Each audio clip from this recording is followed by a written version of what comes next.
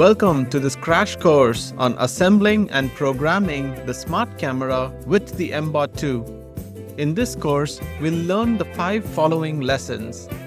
We'll first assemble the smart camera on our mBot2 robot.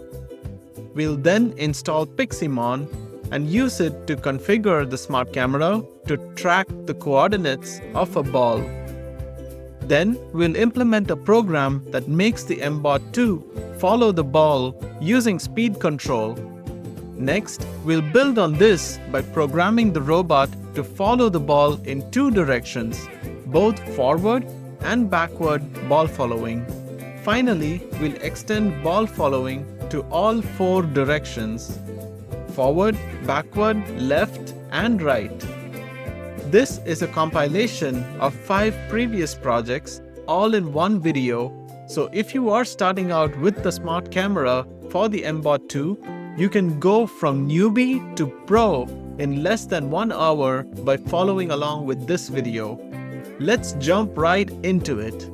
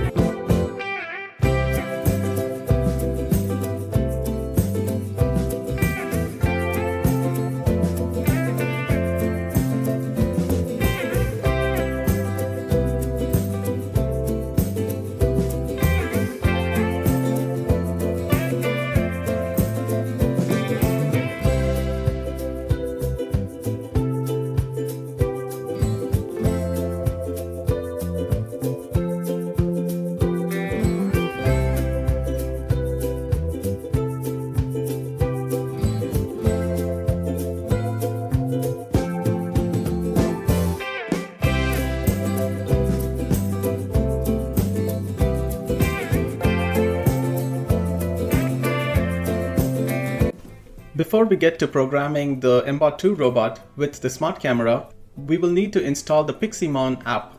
This app controls the smart camera and lets us select objects of interest and other parameters that are important for smart camera based projects.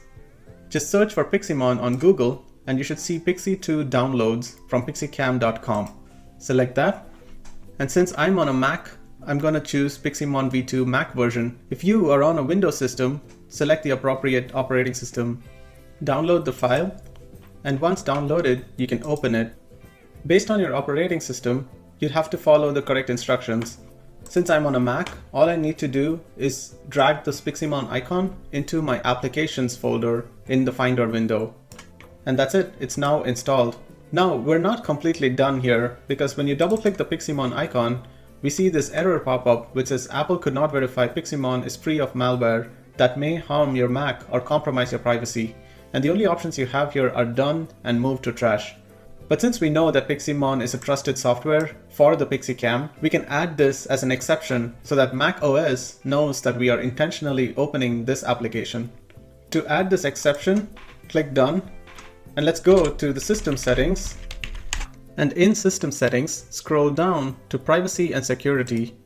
Once you're in here, just keep scrolling down, and since we tried to open the PixyMon app, you should see this alert which says PixyMon was blocked to protect your Mac. Here we can click on Open Anyway, and we get the same alert as before. Let's still go ahead and open anyway. Now, before you do that, just make sure you have downloaded PixyMon app from the official PixyMon website that I showed you before, and not from any other third-party websites. Also, you should only do this for trusted software that you downloaded from trusted vendors. Since that is the case here and we trust the PixyMon app that we downloaded from the PixyMon website, I'm going to click Open Anyway. It asks me for my password, so I'm going to enter that here and say OK. And there we have it. We now have the PixyMon app installed successfully. For future attempts to open PixyMon, it should just open when you double-click PixyMon and should not ask you to add that exception every time. Use the micro USB cable included with the smart camera add-on pack. Plug the micro USB end into the smart camera micro USB port. The other USB end goes into your computer. Once you've connected your smart camera to your computer, open PixyMon, and you should see the region where the camera is pointing to as a live stream. For this project, we want the robot to track a green ball. So what we will do is click on the PixyMon window and choose the program as Color Connected Components. What this program does is it lets us select an object of interest and it tracks that as long as the object has the same color throughout. So click on Color Connected Components and place the green ball in the field of view of the camera. Next, select Action and select Set Signature 1. Here you can see that there are 7 signatures that you can set. So if you want to track 7 different objects, you can set each of them. For now, we have only one object that we want to track, which is this green ball. So we'll just select one signature and set signature 1. When you do this, the frame freezes so that you can select your object of interest. What we will do is we will pick a small portion of the ball, click and drag to select a window, and let go. Now we can see that the live stream is back on and the camera is tracking the ball. Even though the camera is trying to track the ball, we see that it's not really doing a great job. And one reason for this is lighting. Currently, I don't have much lighting in my setup. But fortunately for us, the smart camera comes with a lamp or an LED that we can toggle on and off. So let's go to Action and select Toggle Lamp. That turns on the lamp or the LED that's inbuilt to the smart camera, and now we see that it's actually tracking the ball pretty well. I'm going to move the ball around to see if it's tracking it well, and we can see that it actually does a pretty good job here. Even if the ball is half in the frame and half outside, it still does a pretty good job of tracking the ball. In your setup, the label that PixyMon gives you might not be ball. It is likely going to say S1 or signature 1. The way that you configure what label to give for signature 1 is to go to the settings and then go to signature labels tab and type in the name of the label that you want to give for the signature 1 and then select apply and OK. I can show you the reverse of this. For example, if I go back to signature labels and I remove this, which by default should be blank, and I say apply and OK, I start seeing s equals 1 as my signature label. So because my first signature is going to be a ball, I'm going to call it ball. Say apply and OK. So now that the smart camera knows what the ball is and how to identify it, let's look at what we can use to track the ball moving within the frame. So as you can see, when the ball moves forward or backward with respect to the camera, like this, we see that the ball is being tracked, but it's moving up and down in the frame.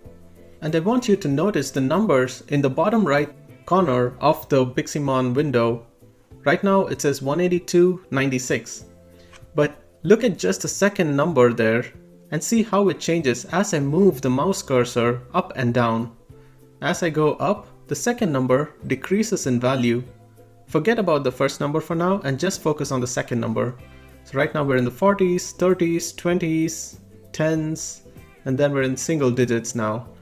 So as we go up and up, the number reduces, and as we go down, the number increases, and it goes all the way up to 200 or so, a little bit more than 200.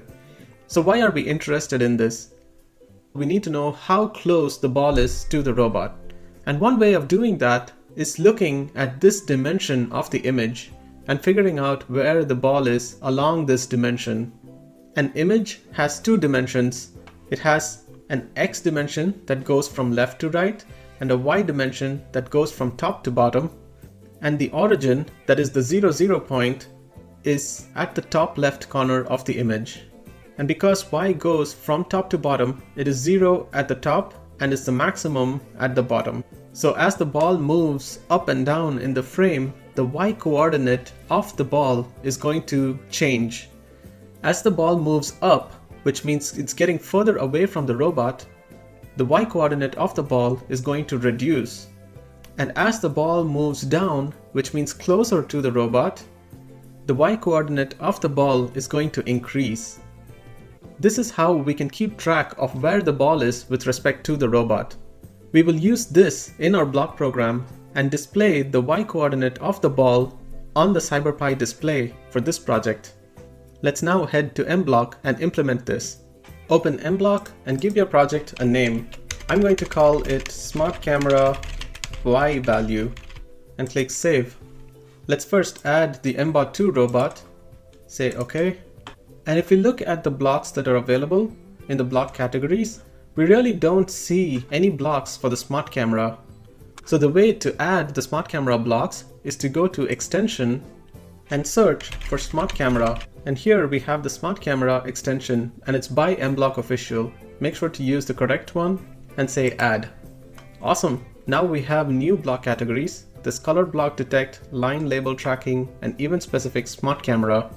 For this project, we will only be using the blocks from the color block detect category. Let's start off as always by using the when button be pressed to trigger the start of the program. The first thing we want to do is to toggle the light on the smart camera on.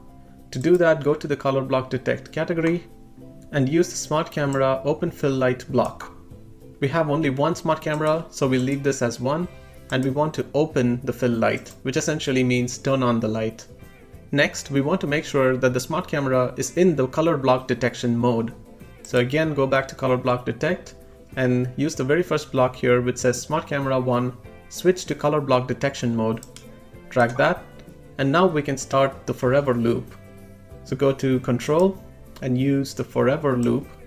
Within the loop, we want to print the Y coordinate of the object detected by the color block detection mode. By now, you know that to print anything on the CyberPi display, you would go to the display category and use the print and move to new line block.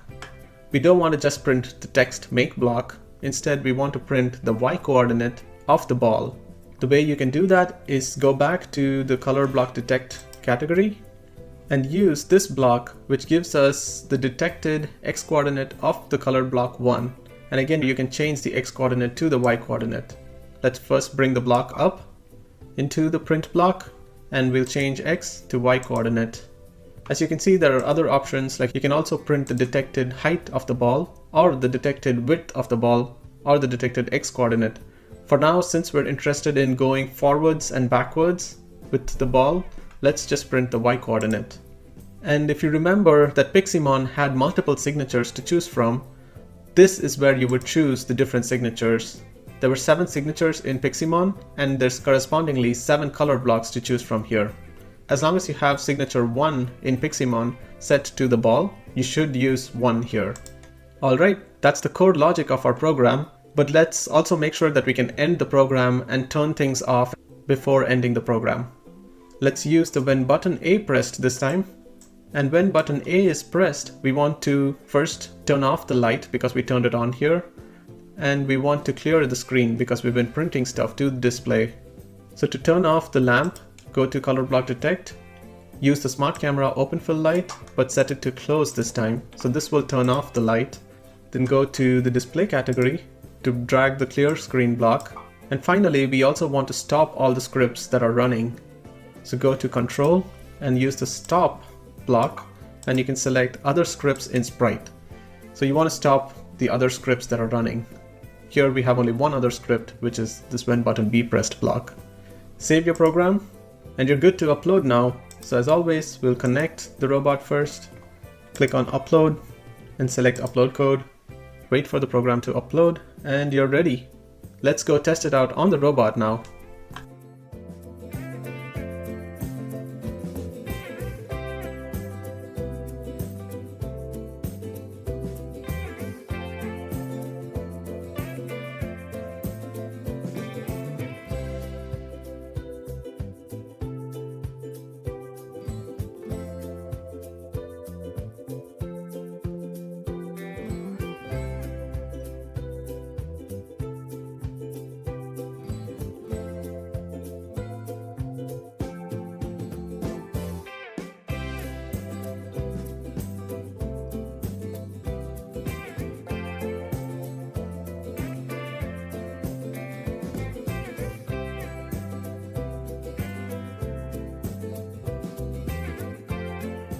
Last time we just printed the y coordinate value of the ball on the screen.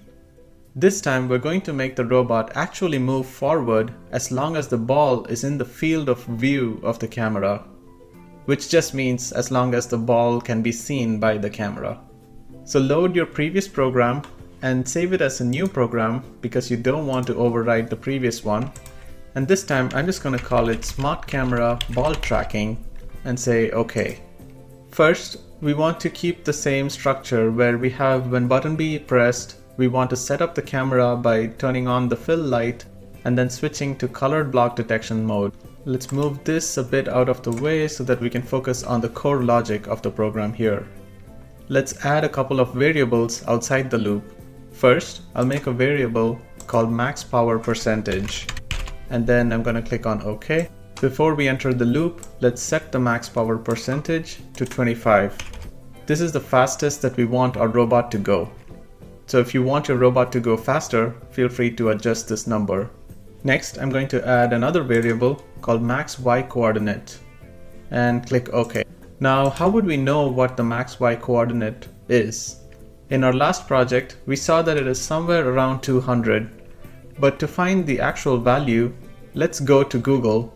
Here, I just did a Google search for PixyCam 2 resolution color connected components. And from the AI overview, we see that the y coordinate ranges from 0 to 207. So the min y coordinate is 0, but more importantly, the max y coordinate is 207. And this is what we will use in our program. Let's head back to mBlock now. Since we saw that the max y coordinate is 207, let's set that variable outside of the forever loop.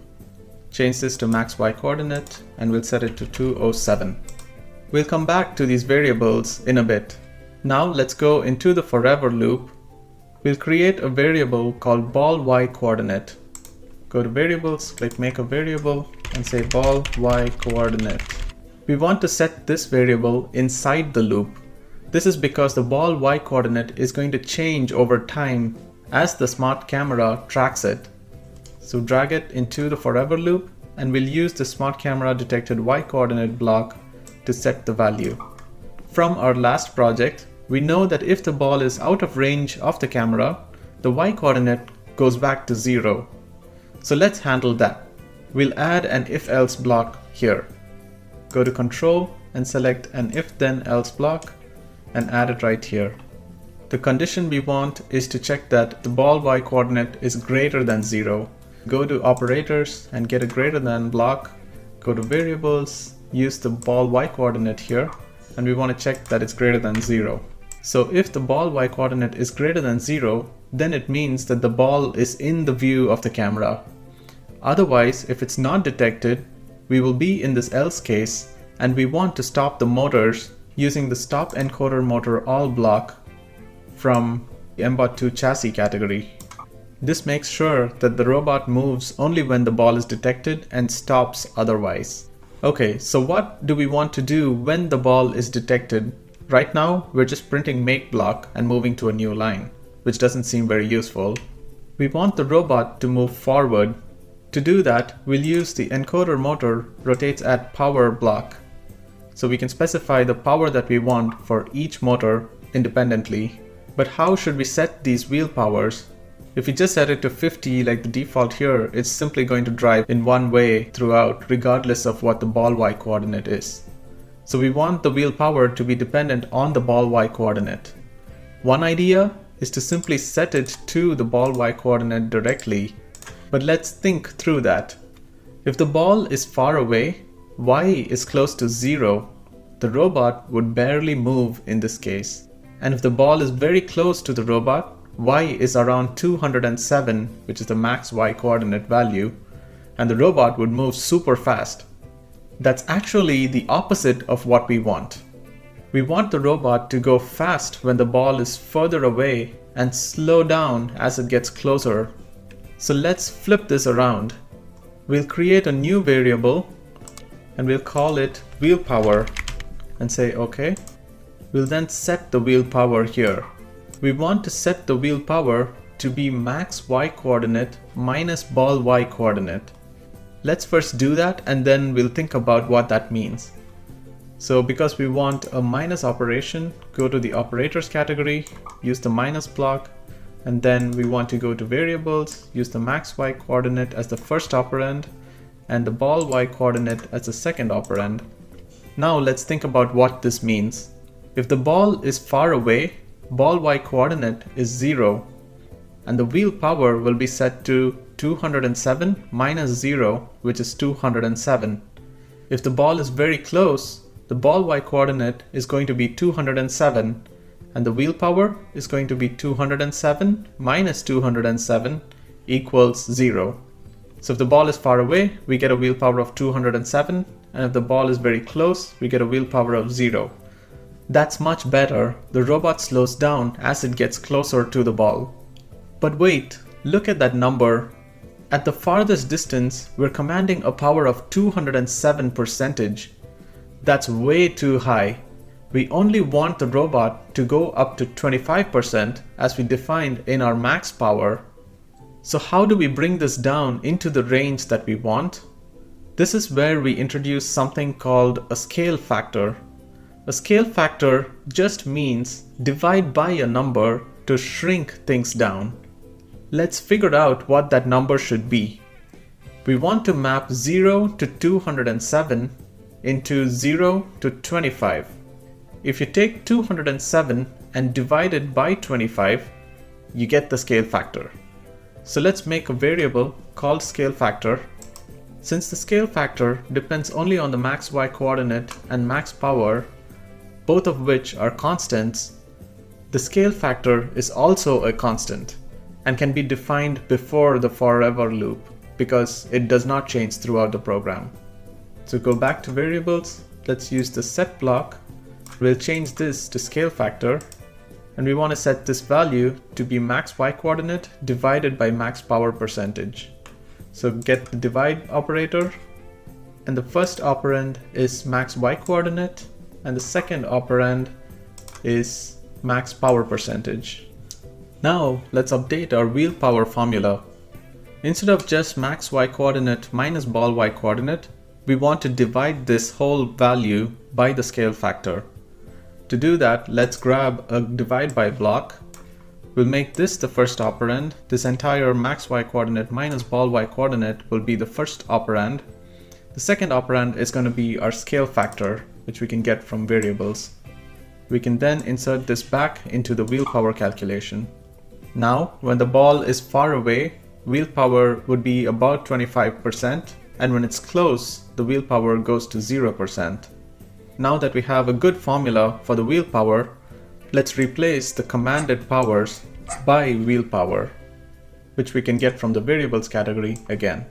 We can duplicate this block and paste it here as well. There's one last thing that we need to correct. From previous projects, we know that a positive power for the left motor makes it drive forward, but a positive power for the right motor makes it drive backwards. So we need to invert this. To do that, we'll get a multiplication block, and we'll have -1 as the first operand, and we'll multiply the wheel power by -1. This makes it such that a positive power makes the right wheel move forward, and a negative power makes the right wheel move backward, and this becomes consistent with the left wheel. And that's it. Now when you hold the ball in front of the camera, the robot will move forward, slowing down as the ball gets closer and stopping completely when the ball is out of view. One final thing that we need to do is to change what we print to the CyberPi display. Instead of printing the text makeblock, we want to print the wheel power. But since we're calculating the wheel power below here, we need to move the print below the set wheel power block. To do that, let's take this apart for a bit, move this in between, and then bring it all back together.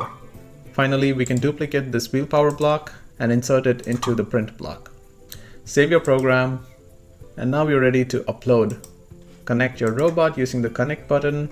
Make sure you're in the upload mode, click upload code, and wait for the program to be uploaded. That's it. Let's go test it out on the robot now. If you're excited to grab the mBot2 or any accessories, check out the links in the description. If you use the links, I may earn a commission at no extra cost to you.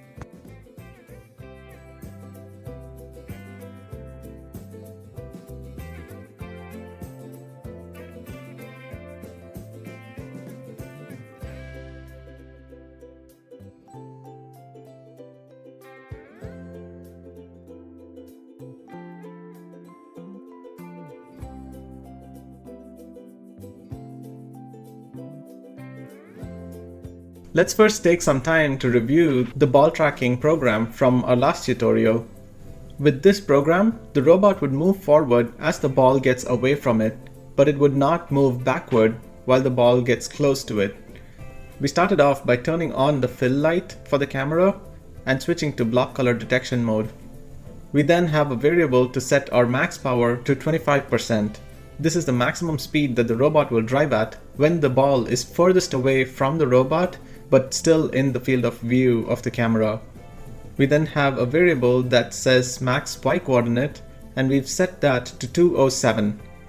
Remember that we did a Google search for the PixyCam resolution in the color connected component mode, and we found that 207 is the maximum y pixel value. Then we have our scale factor. Our scale factor is used to convert a y coordinate value into a motor power value. The y coordinate value, when divided by a scale factor, results in a power value that we can use to command the wheel motors. So in short, the scale factor is used to convert a y coordinate value into a wheel motor power value. We then start the loop where the core of our logic resides. First, we get the detected y coordinate of the color block and set it to a variable ball y coordinate. When the ball is within the view of the camera, the y coordinate value is going to be between 0 and 207. When it is outside the view of the camera, the ball y coordinate is going to be 0. We only want the robot to move when the ball is within the field of view of the camera, at which point the y coordinate is going to be greater than 0. That's why we have this if block here, and as long as the ball is within the view of the camera, we compute a wheel power. And this wheel power is going to be the max y coordinate minus the ball's current y coordinate that we got from the smart camera. This difference in the y coordinate values is then divided by the scale factor to convert it to a wheel power percentage. We then print the wheel power and finally command the wheel motors. The left motor's wheel power is directly the computer wheel power, and the right wheel power is inverted by multiplying with -1. This is because when the right wheel is commanded a positive power, it drives backwards, and when it's commanded a negative power, it drives forward. Hence we need to multiply by -1 to invert this behavior. Finally, when the ball y-coordinate is 0, which means that the ball is outside the field of view of the camera, we will stop all the motors. And that is pretty much the logic of this program. If you're a passionate teacher, check out the educator packs I've put together, linked in the description. So why did we spend some time now looking at the previous program, and how does that help us for the current program? Well, for one, we're going to be building on this program to achieve ball tracking both forward and backward, like we saw in the demo in the beginning of this video. Secondly, there are some core concepts here that are somewhat hidden, and I wanted to bring those out and explicitly state them. The hidden concept that I'm talking about is error minimization. To perform error minimization, we need a target value and a measured value. Whenever there is a difference between the target and the measured values, there's a non-zero error, and we can design our system to perform some actions that reduces that error down to 0, or at least close to 0. In this case, our target value is the max y-coordinate. The measured value is the ball y-coordinate. The error is max y-coordinate minus ball y-coordinate, essentially this term. And the action that the robot takes to minimize this error is to drive forward with some wheel power, and this wheel power is proportional to this error. So the larger the error, the greater the wheel power, and the smaller the error, the lower the wheel power. This is the core concept that I wanted to bring out and highlight to you, because if you understand this core concept, it is very easy to change this program to make the robot go forwards and backwards rather than just forwards like this program currently does. So how can we do this? Once again, we will rely on the error minimization technique. So this time, instead of tracking the max y-coordinate as the target value, what happens if we start tracking the center y-coordinate as the target value? To understand the changes that will happen when we change max y-coordinate to center y-coordinate, let's follow along and see where the max y-coordinate variable is used. For one, the scale factor will change because instead of tracking the max y-coordinate, we're now going to change this to center y-coordinate. But that's fine because that is still going to result in a value that will still make the scale factor convert a coordinate value to a power value when we divide by the scale factor. Next, we use the max y-coordinate here in our error term. So if this does get replaced by center y-coordinate, now center y-coordinate is the target, and ball y-coordinate can go anywhere, which means this error term can be both positive and negative, depending on where the ball coordinate ends up. And previously, this error term could only be positive because we were considering the max y-coordinate as the target value. Now, since the wheel power computed is proportional to this error term, you can now see that the computed wheel power could be positive or negative depending on where the ball is within the view of the camera. If the ball is more than halfway above the frame, it means that the ball is going further away from the robot. The error term becomes positive, and hence the wheel power also becomes positive, commanding a forward motion to the robot's wheels. Whereas if the ball is in the bottom half of the frame, it means that the ball is closer to the robot. The error term becomes negative because at the bottom half of the frame, the value of ball y-coordinate is larger than center y-coordinate. As a result, the wheel power is also negative, and that makes us command a backward motion to the robot's wheels. Okay, great. Now that you know and understand this concept, let's actually implement the changes that are required, and you're going to be super surprised on how simple it is to make this change. Let's go to File and save this as a new project. I'm going to call it Forward Backward Ball Tracking. Say OK. Like we discussed, let's change the max y-coordinate variable to center y-coordinate. Go to Variables, find the max y-coordinate variable, right-click it, and say Rename this variable. Instead of max, we're going to call it center y-coordinate. Say OK. Our variable has now been renamed. But it's not enough just to rename the variable, we also have to set the value to half of the original value. Since this was 207, half of this value would be 103.5. I'm just going to round that to 104. And guess what? That is all the changes that you have to make to get this program running. When button A is pressed, we turn off the light and we clear the screen. But let's also stop the encoder motors here. Right click, duplicate this block and insert it here. And that is everything that you need. Select save and you're ready to upload the code to the robot. Click on connect, make sure the COM port is correct and say connect again and click upload code. Wait for the code to be uploaded to the robot. Let's go ahead and test it out on our robot now.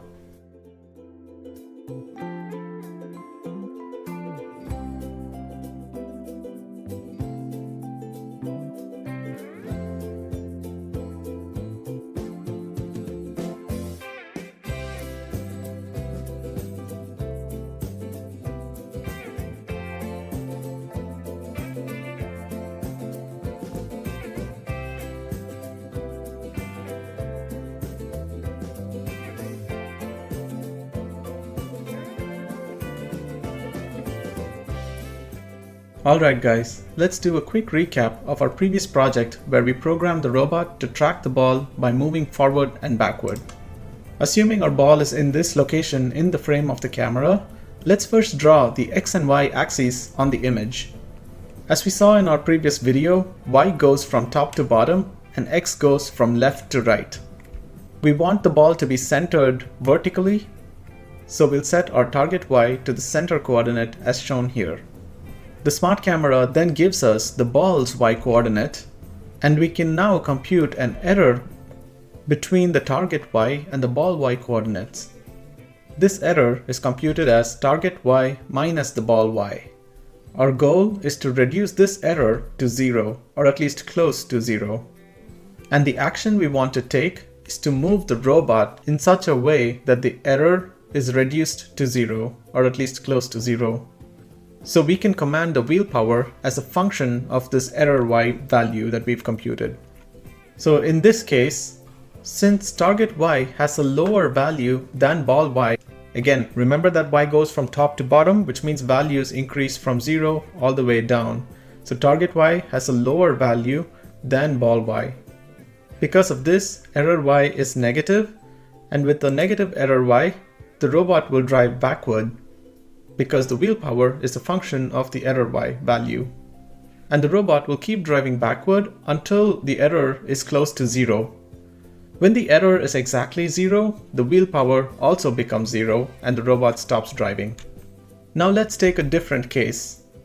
In this case, target Y has a greater value than ball Y, and so error, which is target minus ball, is going to give us a positive value. And when error is positive, the robot drives forward because the wheel power is a function of the error Y value. As the robot drives forward, the ball moves backward in the image, and that causes ball Y to get closer and closer to target Y, making the error 0 eventually. So from this, our main takeaway here is that error Y takes care of centering the ball vertically in the image. Now let's move on to our project for today, which is tracking the ball in all directions, meaning forward and backward and also left and right. So here's the main question. What if we want the ball to be centered in the image, not just vertically, but also horizontally? To do that, let's set our target X value to be the horizontal center of the image. We can then get the ball's X coordinates from the smart camera. And the difference between the two is error X. Error X is computed as target X minus ball X. Once again, our goal is to reduce error X to 0. And the action that the robot can take here is to turn either left or right. Similar to the previous case, we'll compute a power as a function of the error X value that we computed here. We'll call this the turn power. Now in this case, target X has a lower value than ball X, and so the error value is going to be negative. So let's think about what we want the robot to do in this case. Because the ball is to the right of the target X coordinate, we want the robot to turn right. And when the robot turns right, the ball is going to move left in the frame of the camera. So just remember that the ball is not physically moving, but because the robot turns right, the field of view of the camera is shifting to the right, and hence the ball moves to the left in the frame of the camera. And if the ball moves left, the error x value keeps reducing until ball x and target x are on the same line and error x becomes 0. So in this case, we want the robot to turn right. If the robot were to turn left, error x value will keep increasing, and that's not what we want. Now that we've established that turn power should be a function of error x, and that in this scenario, error x is negative, and we want the robot to turn right, we can then think about the individual wheels now. If we want the robot to turn right, the left wheel should move forward and the right wheel should move backward. That causes an in-place right turn. Since in this case error x is negative, turn power is also going to be negative, and since we want the left wheel to move forward, left wheel power becomes a function of negative turn power. Now let's think about the right wheel power. We know that error x is negative, so turn power is also negative. We want the right wheel to move backward, so we can set right wheel power as a function of positive turn power, but because turn power itself is negative, right wheel power becomes negative, and hence the right wheel moves backward, while the left wheel moves forward, causing the robot to turn right. So let's lay this out step by step. In this case, error x is negative, so turn power is negative. Left wheel goes forward, right wheel goes backward. The robot turns right, which means that the ball would move left in the frame of the camera. And this causes our error x to reduce until it is close to 0. Now we have a way to center the ball vertically using the error y term and center the ball horizontally using the error x term. But how can we combine these two centering algorithms to track the ball in all directions? We know that vertical centering can be achieved with the wheel power that is a function of error y. We will rename this wheel power to forward power because now we're going to have two powers. We're going to have a forward power and a turn power. So vertical centering action can be achieved with a forward power as a function of error y. We know that the horizontal centering action can be achieved with a turn power, which is a function of error x. And left wheel power is a function of negative turn power, and right wheel power is a function of positive turn power. To combine the two centering actions, we can simply sum up the forward power and the turn power. For the left wheel power, since it is a function of negative turn power, we will subtract turn power from forward power. And for right wheel power, since it's a function of positive turn power, we will add turn power to forward power. And this is the core logic in the algorithm that we will use to perform all direction tracking of the ball. Now, one final thing to note is we need to figure out what the values of target X and target Y are. We know from the Google search that we did previously that the PixyCam2 color connected components resolution is 316 by 208 pixels. Given that we know this, let's find the center X coordinates, which is simply 316, the width of the frame, and divide by 2, so that's 158. Similarly, we'll get the center Y coordinate as 208, which is the height of the frame, and divide that by 2 to get 104. Since we want to track the horizontal and vertical centers, we will note down these values of target X as 158 and target Y as 104, and we will use this in our program.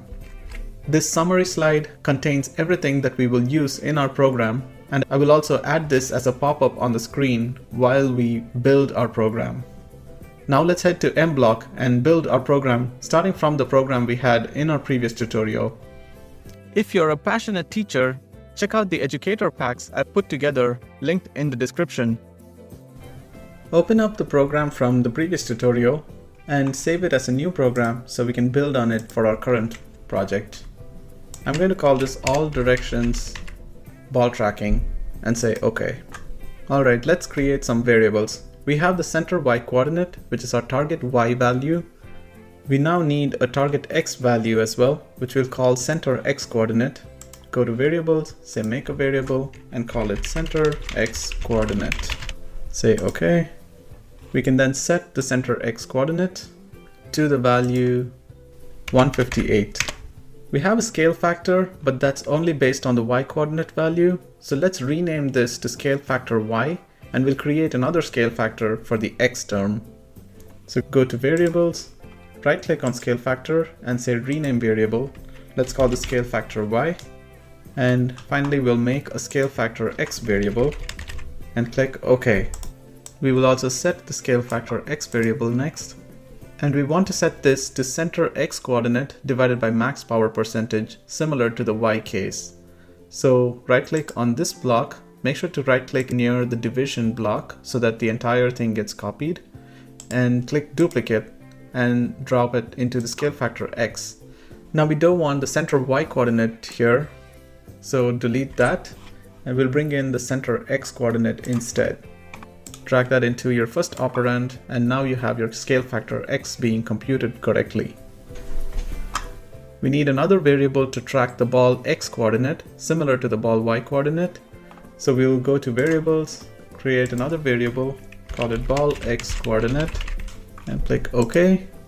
We'll set the ball X coordinate here and we want to set this value to the smart camera's detected X coordinate.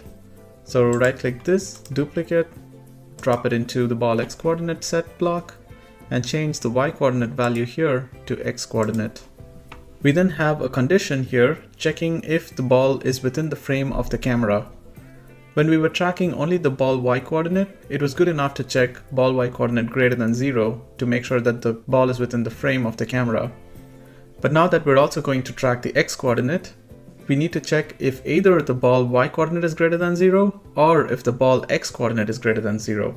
Since we need an OR operation, go to operators, drag the OR block. You can then drag the ball Y coordinate greater than 0 condition and drop it into the second operand, duplicate it, drop it into the first operand, and finally we can replace this with ball X coordinate by going to variables and dragging the ball X coordinate into its place. We can get rid of this extra ball Y coordinate. And finally, we can drag this and drop it into our if condition. If you're following along, you're doing great so far. Now, instead of calling this wheel power, we'll rename it to forward power, just like we did in our slides.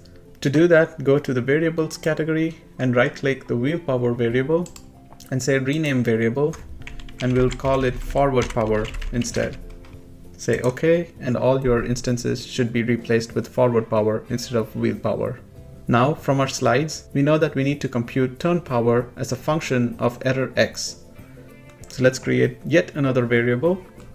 We'll call it turn power this time and say OK. Now we need to set this turn power, so drag the set block right below the forward power block and set the turn power. The turn power's value is going to be similar to the forward power, only instead of Y coordinate values, we're going to be using X coordinate values instead. This makes sense because center Y coordinate minus ball Y coordinate is essentially error Y. If we replace these with X coordinate values, that becomes error X, where it's center X coordinate minus ball X coordinate. And we divide by the scale factor X this time to convert the pixel coordinate values from the image into wheel power values. So right click this block, once again do it near the division operator so you can duplicate the entire block, and click duplicate and then insert it into turn power. Now we'll replace these Y coordinate variables one by one with their corresponding X variable counterparts. So for the center Y coordinate, we want to replace this with center X coordinate instead. So go to variables and use the center X coordinate here. Instead of ball Y coordinate, we want ball X coordinate. Once again, use the ball X coordinate variable from variables. Finally, scale factor Y needs to be replaced with scale factor X, which we can also get from the same block category. Now that we have the turn power computed, let's then compute the left wheel power and right wheel power. We'll need two more variables, one for left power and another for right power. So I'm going to create them now. Also make the right power variable. And let's set the left power and right power values here. For the left power, we want to set it to forward power minus turn power, if you remember from the slides. So let's get a subtraction block. And the first operand is going to be forward power, which I'll duplicate from here. And the second operand is going to be turn power, which I can get from variables.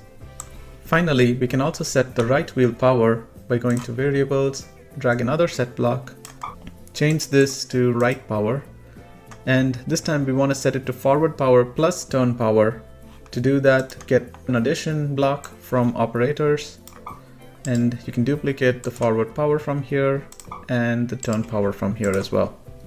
Alright, now that we have this, we can now set our encoder motor power values. So the first operand here is the left wheel power, which we call the left power in our variables. So use that to replace this one. And you can also get rid of this extra forward power. Similarly for the right wheel, get rid of this extra forward power and use the right power variable instead. Remember to keep this -1 multiplication here, because when the right wheel is commanded a forward power, it moves backwards. And when it is commanded a negative power, it moves forward. So to invert that, we have this -1 right here. Now one last thing just to clean up is we were printing the forward power value here, but we don't need that anymore because that was for debugging purposes, and printing just the forward power does not really make sense. If you really want to see the power, try this yourself and print both the left power and right power, maybe separated by a comma, so you can see the individual wheel powers being commanded. But I'm not going to do that for this project, so I'm getting rid of that. And you know what? That is all the changes that we need. It wasn't that complicated if you really think about it. It's just that we needed to come up with the horizontal centering algorithm similar to the vertical centering algorithm, and combining those two together by either doing forward power minus turn power or forward power plus turn power, depending on the wheel, was the crucial part. Once you have that, pretty much everything else is straightforward, and you can easily come up with this program. I hope you had fun building this program. Let's go ahead and test it out on our robot now. Before that, click Save to save all your work. Make sure that the robot is connected to your computer and click Connect. Click Connect again and click Upload Code and wait for the program to be uploaded. Once it's uploaded, you're ready to go and test it out on the robot.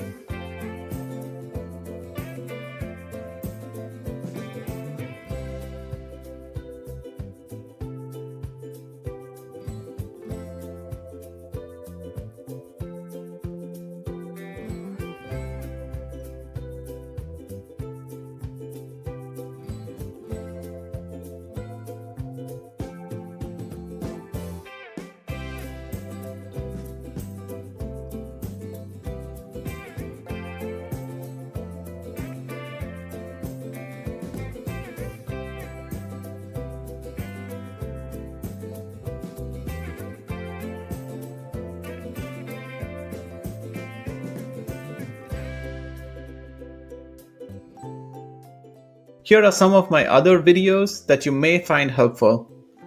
Happy programming, and I'll see you in the next one.